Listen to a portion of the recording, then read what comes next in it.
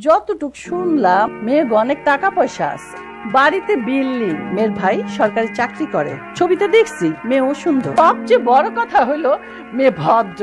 আমার মুখে মুখে তর্ক করবো না, আমি যেমনে গমো ওই মেয়ে অমনেই চলবো। যাইয়া যদি পছন্দ হইয়া যা, মাইয়ার বিয়া করাইয়া আমরা সাথে লইয়া আইসা পড়ব। মা, তুমি এখন রেডি হও নি কেন? আরে রেডি হমু কেমনে? আধা ঘন্টা আগে ওই ফকিন্নির বাদ তোর কাছে দিছি একটা শাড়ি ইস্ত্রি করতে, এখনো আমার শাড়িটা ইস্ত্রি করে নিয়ে আসলো না। এই মাসুদ কই? ভাইয়া তো গেছে অটো আনতে। হাই হাই, তাহলে তো এক্ষুনি আইসা পড়বো।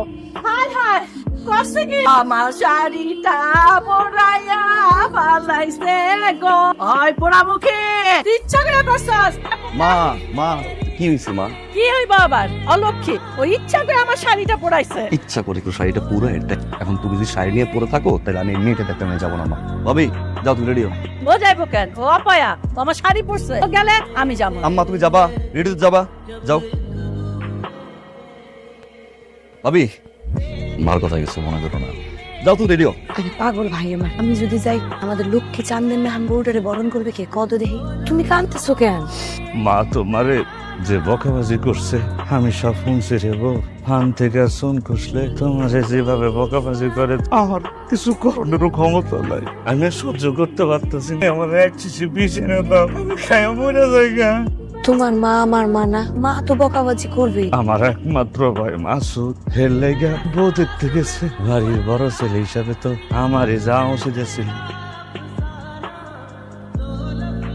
দেখি বই। এই ফকিন্নি, যে ফকিন্নি নতুন বউর মুখে চিনি দেয় মা না, মানে মিষ্টি আনতে পারলা না? একা একাই সবকিছু করতে হয়েছে তো, সময় পাইনি।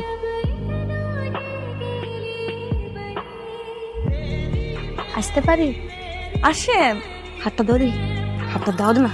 আরে কি করতেছেন? আমার তো আসছে, আপনারা কেন দিতেছেন? তুমি আমার ছোট বোন না? আজকে যদি আমার নিজের একটা ছোট বোন থাকতো, তারে আমার দিতে হইতো না? দেখি।